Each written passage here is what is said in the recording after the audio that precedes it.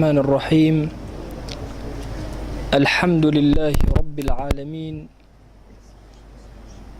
والصلاة والسلام على خير خلق الله محمد وعلى آله وأصحابه الكرام ومن دعا بدعوته واقتدى بسنته وتأدب بآدابه وتمسك بشريعته إلى يوم يبعثون. ربنا أرنا الحق حقا وارزقنا اتباعه، وأرنا الباطل باطلا وارزقنا اجتنابه. ربنا آتنا في الدنيا حسنة وفي الآخرة حسنة وقنا عذاب النار. إيمان داراني عزيز، جنابي موسى طاهر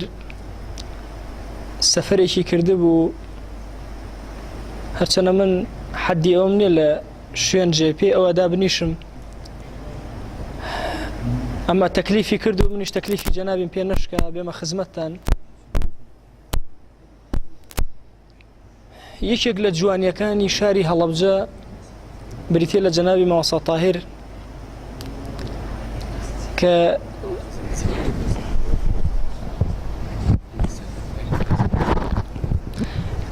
یەکێک لە جوانیەکانی شاری هەڵەبجە بریتێ لە جەنابی مەوەسا طاهر کە بەڕاستی توانیوێتی بە وتارەکانی گەنجمان، پیرمان، خێزان و ماڵ و مناڵمان هەمووی هەنگاوێکی گەورە و شەوتێکی زۆر گەورە پێ ببڕێ. ئاستێکی ثەقافی و ڕۆشنبیری زۆری بەم شارە بەخشیوە کە زۆر گرنگە ئێمە لە ناخی دڵمانەوە دوعای بۆ بکەین. باو باپیری ئێمە یەکێک لە دوعاکانیان زۆر بە گرنگی کە ئەیان کرد دوعا بوو بۆ عولەما. ئێمە شەومان دوعا ئەکەین، ئەڵێن یا ڕەبی خوایە داوات لێ ئەکەین بە ناوی جوانە، بە صیفەتی بەرزە، بە ئیسمی عەزەمە،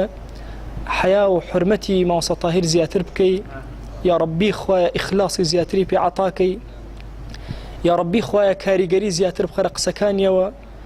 یا ڕەبی خوایە ئەم دنیای بکەرە بەهەشت. یا ڕەبی خوایە لە بەهەشتا بە حوزوری محەممەد المستەفا عەلەیهی السەڵات وەسەلام شادیکە.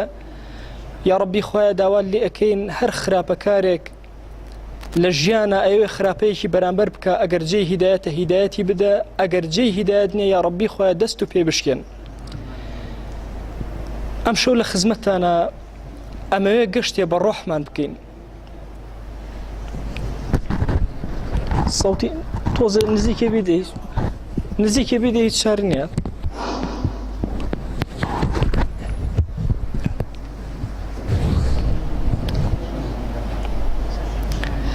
لە خزمەتتانە ئەم شەو گەشتێک بە ڕۆحەکانمان ئەکەین، ئەچینە خزمەت فەرمایشتێکی پێغەمبەری خوا صلی الله عەلەیه وسلم کە دایکی ئیمانداران عائیشە ڕەزا و ڕەحمەتی خوای لێ بۆمان ئەگێڕێتەوە. ئەفەرمێ ڕۆژێکیان پێغەمبەری خوام صلی الله عەلەیه وسلم بینی زۆر دڵشاد، زۆر دڵخۆش. ئەڵێ منیش بە فرسەتم زانی، وتم ئەی پێغەمبەری خوا صلی الله عەلەیه وسلم دوعایەکم بۆ بکە. ئەفەرمێ ئەویش دەستی بەرز کردەوە فەرمووی اللهم اغفر لعائشة ما تقدم من ذنبها وما تأخر. خوایان لە گوناهی عائشە ببورە ئەو گوناهانەی لەو پێش کردوێتی ئەو گوناهانەی لەوە دووە. ئەڵێ منیش زۆر زۆر دڵم پێ خۆش بوو بەم دوعای پێغەمبەری خوا صلی الله عەلەیه وسلم کردی. ئەڵێ فەرمووی وما أسرت وما أعلنت، خوای ئەو گوناهانەی بە ئاشکرا بە پەنهان لەمە و پێش لەمە و دوا کردوێتی خوای لە هەموو گوناهی ببور.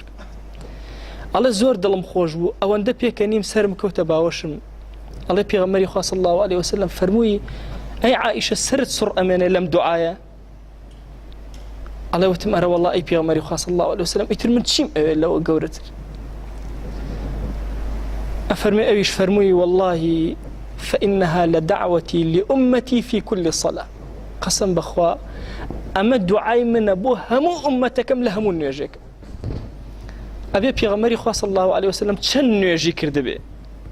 چن جاري يك بيك دعاي بو إيما كرد بي. أي إيما أبيت شون بين برامبر بيغمري خوا صلى الله عليه وسلم. أي أبيت ضلي إيما چن عاشق بي برامبر ببينيني بيغمري خوا صلى الله عليه وسلم. باپێکەوە بچینە خزمەت بڕێ لە شەیدایانی پێغەمبەری خوا صلی الله عەلەیه وسلم، بڕۆینە خزمەت ئەو کەسانەی کە باوەشیان بۆ شەوق و لیقای پێغەمبەری خوا صلی الله عليه وسلم کردوێتەوە بچینە خزمەت ئەوانەی کە دڵیان عاشقی پێغەمبەری خوایە صلی الله عليه وسلم بچینە خزمەت ئەوانەی کەوا وەکو پەروانە بە دەوری ئەوە ئەسوڕێنەوە و دەسووتێن سەرەتا ئەمەوێ بە شعرێکی مامۆستا عەبدولکەریم مودەڕیس باس بکەم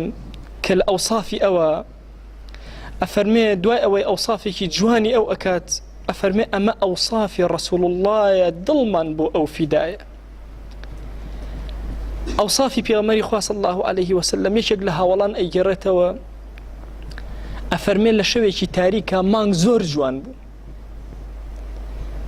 ئەڵێ پێغەمبەری خوا صلی الله عليه وسلم بینیم لەو شەوە ئاوا دیقەتی مانگم ئەدا و دیقەتی ئەوم ئەدا واللهی ئەو دەموچاوی لە مانگ جوانتر بوو هەموو ئەصحاب زۆر عاشقانە لەگەڵ پێغەمبەری خوا صلی الله عليه وسلم ئەژین بیلال لە سەرمەرگە لەو پەڕی ناڕەحەتیە خێزانی ئەگرێ زۆر ئەگرێ بەسەریە ئەڵێ ئەم موسیبەتە ڕووی تێکردوین هاوار بلال هۆشی بەخۆی یەتەوە فەرمێ مەگرێ غەدەن نەلقە الأحبة محەممەدەن وصەحبە لە سەرمەرگە ئەگەی لە خۆی نییە بەیانی ئەگەینە خزمەت پێغەمبەری خوا صلی الله عليه وسلم ئەگەینە خزمەت هاوڵانی ئیتر گریانی بۆ چییە ئەمە فەڕەحی ئەوێ بۆیە هەرچی کەسێکە لە مردن ئەترسێ کەسی ئیماندار نەبێ چونکە ئەزانێ ئەمە دیوارێکە ڕزگاری ئەبێ ئەگەر لەم دیوارە ڕزگاری بوو ئەچێتە خزمەت پێغەمبەری خوا صلی الله عليه وسلم چەند شیرینە کاتێک کە پیرێک ئەبینی کە دڵی بە شەوقی پێغەمبەری خوا صلی الله عليه وسلم پڕە لە سەرمەرگە زەردەخەنە ئەکا ئەزانێ بەس ئەم دیوارە بشکێ بە خزمەت پێغەمبەری خوا صلی الله عليه وسلم ئەگات ئەبوو بەسیر یەکێکە لەو هاوڵە بەڕێزانەی کە زۆر عاشقە بە پێغەمبەری خوا صلی الله عليه وسلم دوای سڵحی حودەیبیە ڕائەکا لە مەکەوە بۆ خزمەت پێغەمبەری خوا صلی الله عليه وسلم بە پێی ئەو دەشتە ئەبڕێ عاشق و شەیدایە پێغەمبەری خوا صلی الله عليه وسلم وعدی لەگەڵ مشرکینی قوڕەیشا کردو ئەگەر کەسێ مسلمان بۆ بێ بیگێڕێتەوە کاتی ئەبوو بەسیر یەتە خزمەت پێغەمبەری خوا صلی الله عليه وسلم یەکسەر دوو مشریک ئەگەنە ئەوێ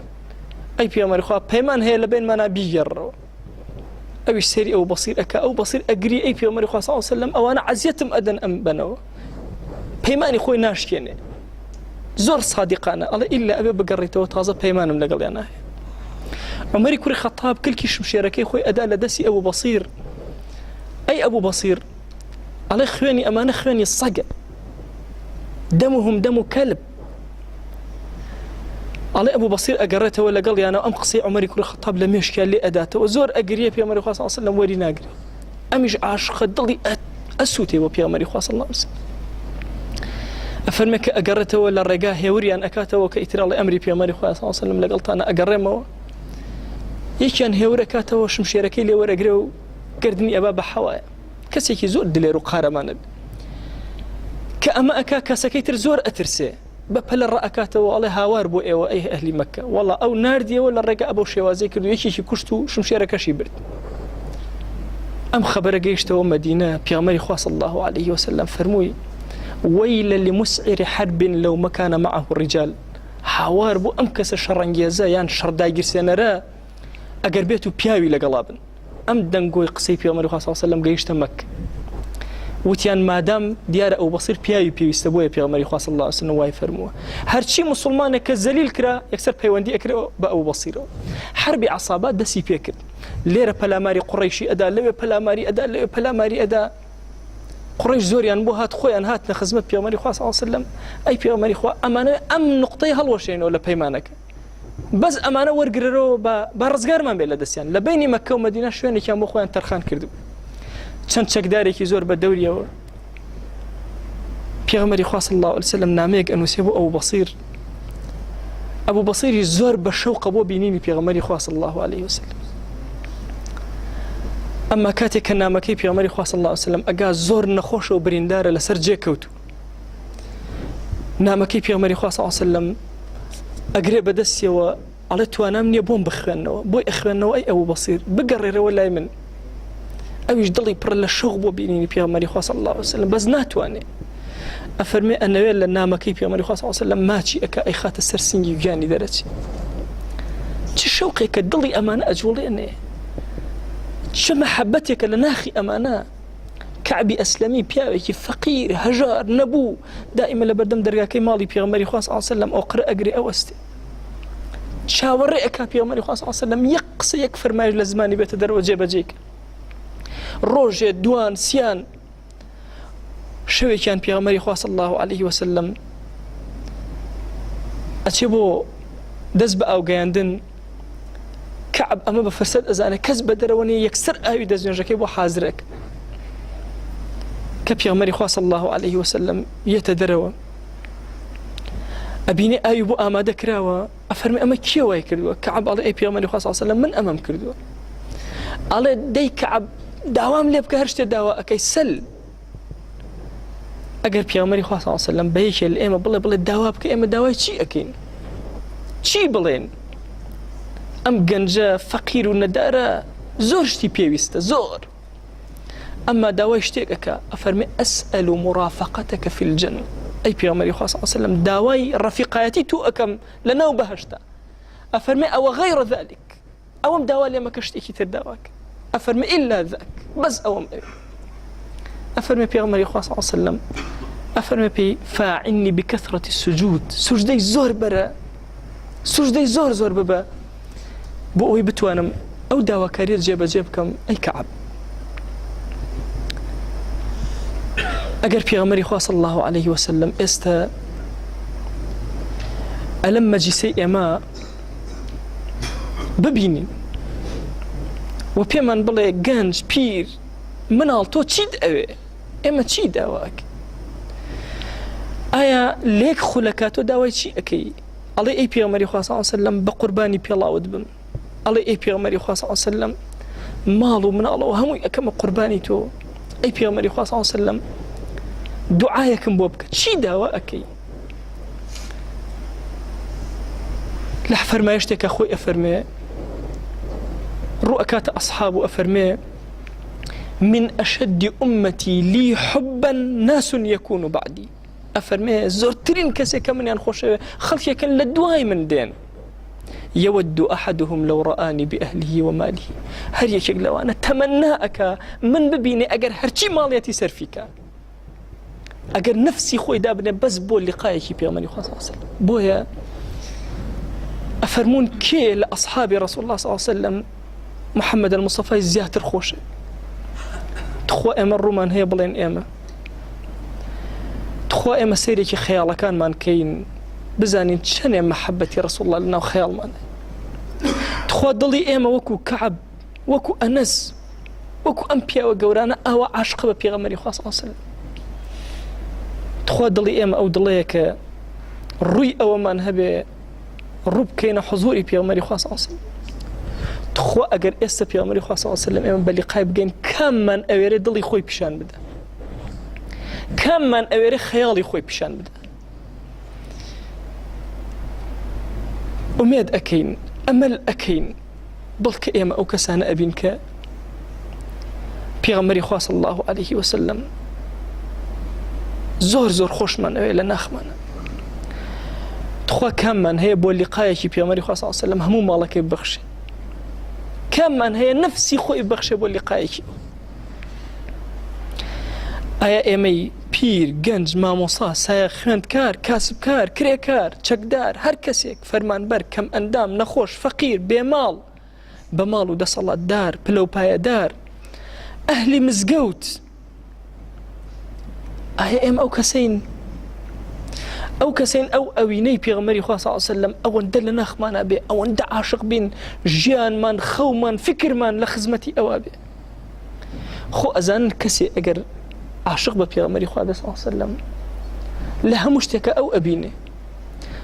جل كانت شون لبرأكي نا شون أو أخويته شون نانا أخوي شون سفركت أرازينيته تخوا إما بخو من ألين شون كوتي بيغمري خوا صلى الله عليه وسلم تخوا سيري سفري مالي رسول الله كان صلى الله عليه وسلم سيري إما شبك لفرمايشتك أفرمي أنا آكل كما يأكل العبد عبد شون خزمة كار شون نانخو من آوانا نخو لهندي الروايات واردة كبيغمري خوا صلى الله عليه وسلم وەکو ئێمە چۆن ئەوە بە جددی دانیشن بۆ نان خواردن یەک جار لە تەمەنی ئابە و شێوازە دانیشتەوە بۆ نان خواردن.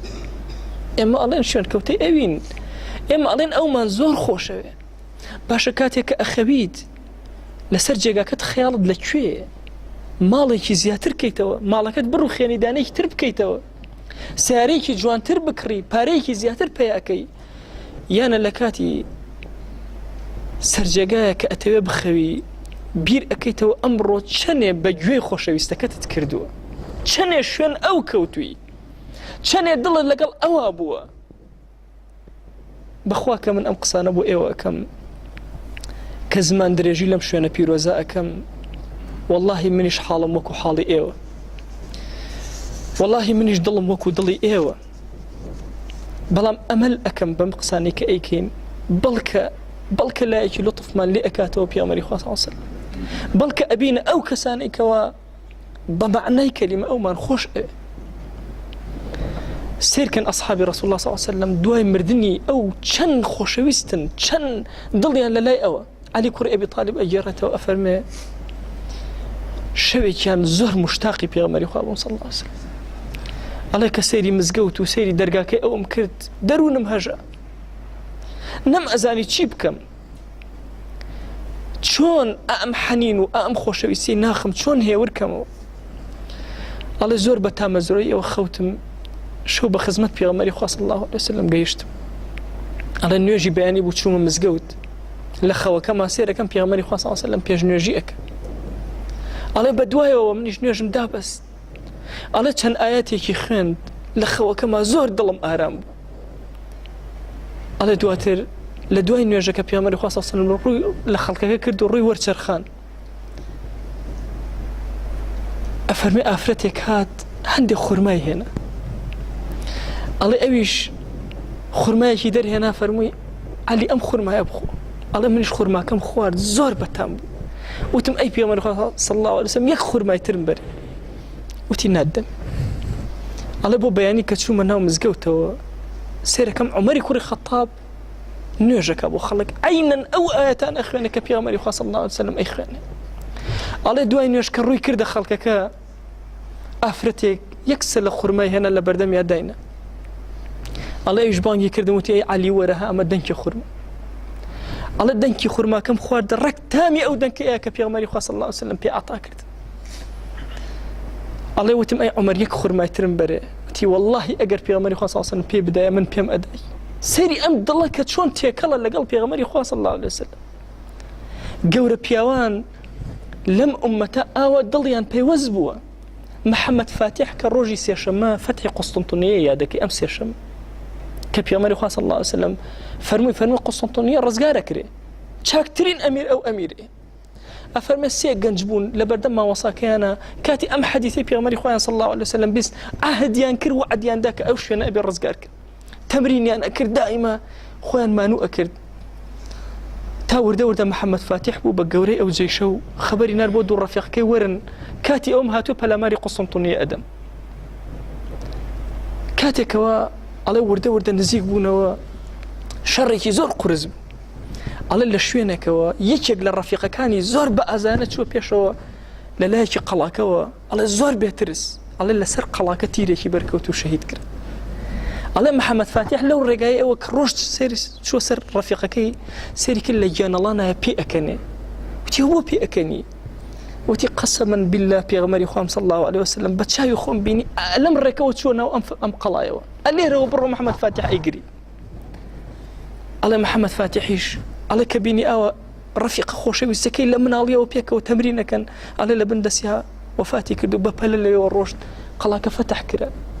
جەبەل طارق نیان ئەزاری لەکوێوە پەڕنەوە،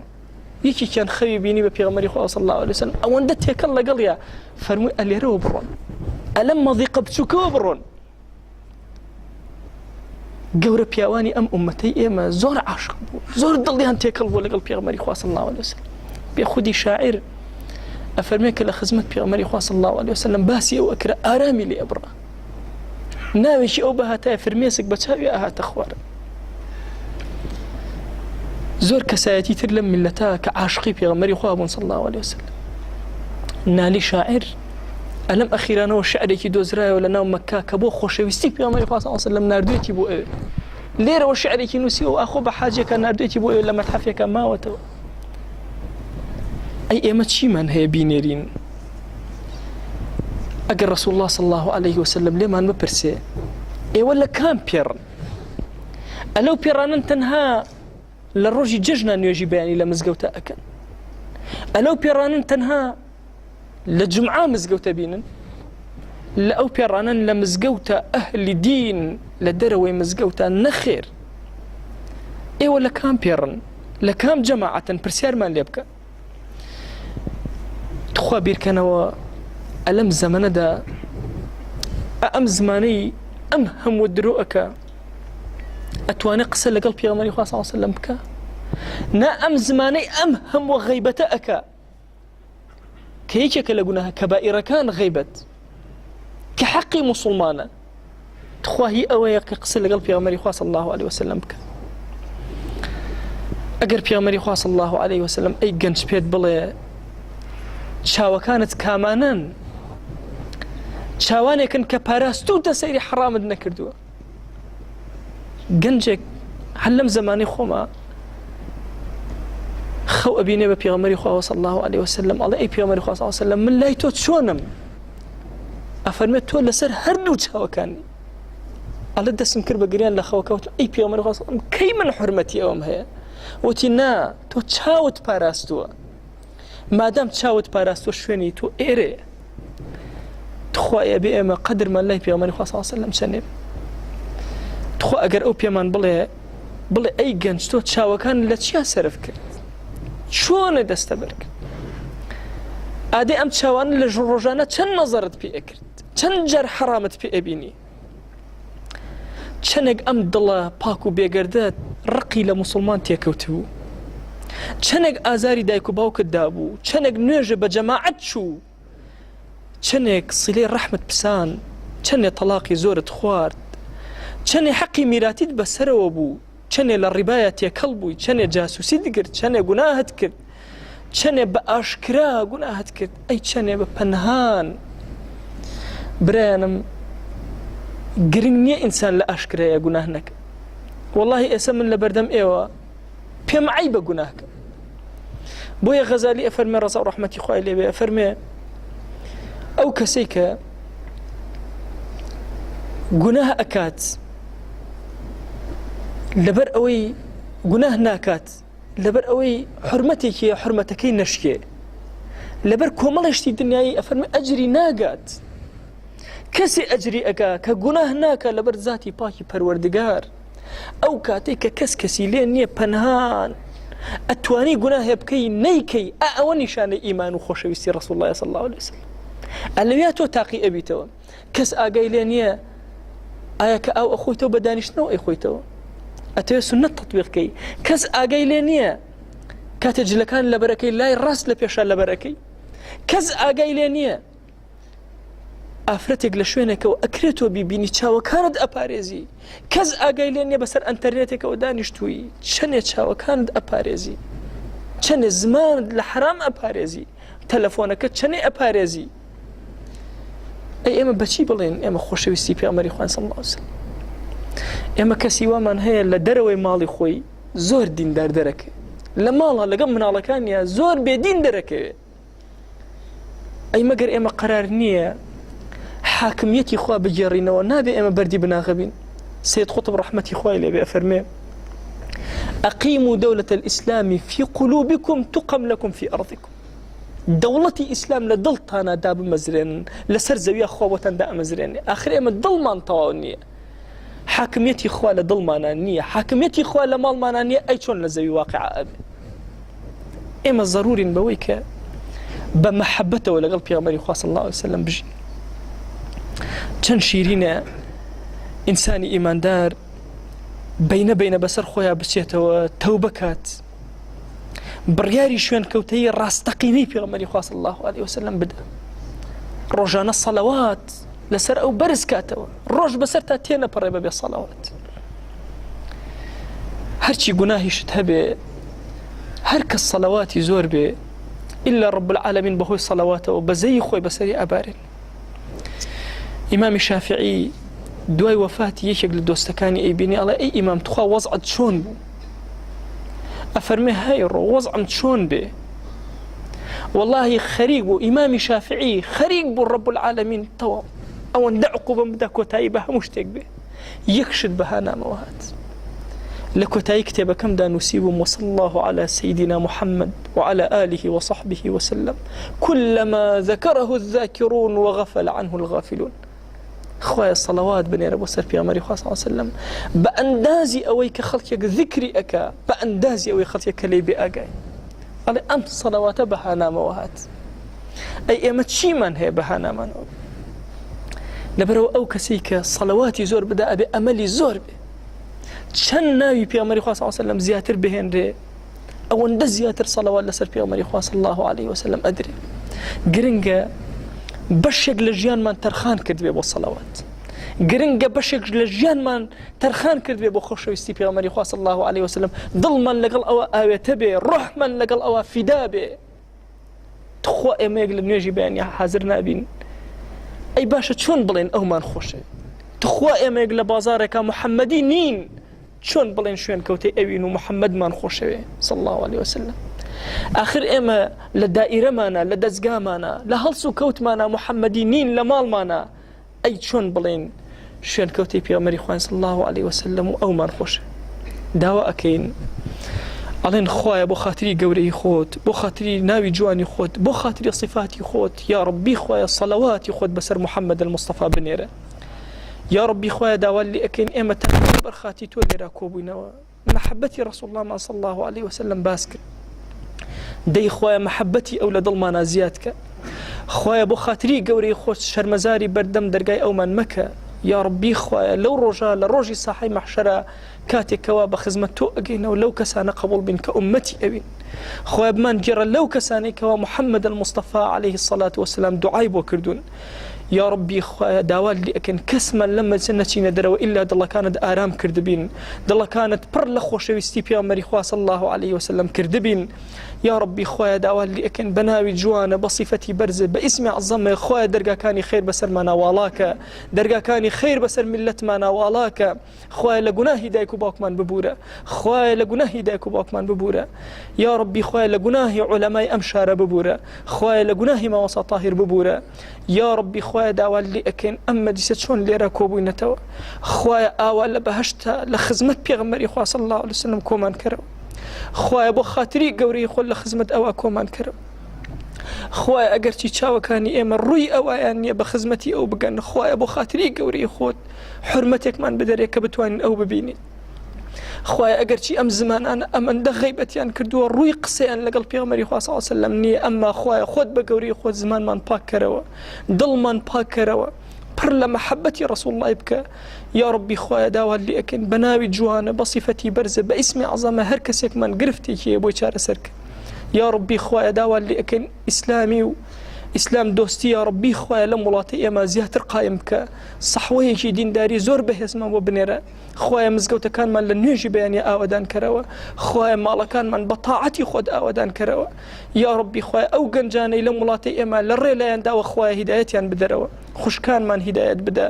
خوایە بۆ خاتری گەورەی خۆت عاقبەتی پیرمان بەخێر بگێڕە خوایە دەرگای خەیر بەسەر ئەم گەنجانە بکەرەوە یا ڕەبی خوایە لە ئیمتیحانە یا ڕەبی خوایە مەوفەقیان کە ئامین ئامین والحەمدولله رب العالمین